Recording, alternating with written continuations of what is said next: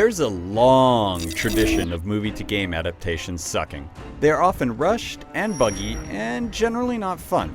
However, every now and then, there's an exception to the rule, a game that manages to beat all the odds and amaze both critics and fans alike. Wrong, Jotun. You've come here to die. Thor is not that exception. This game sucks, and you really shouldn't play it. How did they get past Heimdall at the gates? Doesn't matter. They'll suffer for this all the same. The story is a prequel of sorts to the movie.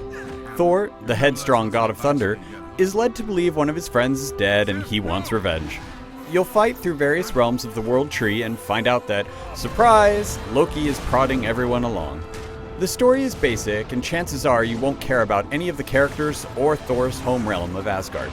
Cutscenes are generic and voice acting is generally uninspired. I'm glad that the folks at Liquid Entertainment didn't just stick to the events of the movie, but what they have here isn't all that interesting. The rest of the presentation is a mess, and there are glitches everywhere. The animation is clunky, and characters will sink into the ground for no reason. The frame rate is also choppy, and textures seem to phase in and out of existence. This is a shame because the world and creature designs work reasonably well. When you get down to it, the son of Odin deserves something better.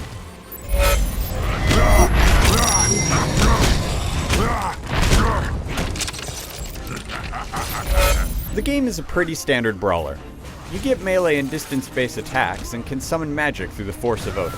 You can also earn experience points from combat and, admittedly, hitting a guy with an upgraded hammer can be pretty satisfying. However, that's where the fun ends and the frustration begins. Thor has horrifically shoddy controls, an awful camera, and poor level design. You never feel like you're in direct control of the character. There's a lag between pushing a button and having Thor do, well, anything. Dodging is not as easy as it should be, and hit detection makes no sense whatsoever. What you think would be a miss will sometimes register as a hit. Enemies will routinely shake off attacks as if they were never hit because the game forgot to register them. There's also a grapple move where you can grab a hold of enemies and take them out in devastating ways. While these attacks look pretty cool, the sluggish controls make them awkward to pull off. And as if that wasn't bad enough, Thor can't fly outside of prompted moments. Yeah, that's just weird. Overall, you really don't feel like the big guy at all. More like his suckier, lesser-known roommate.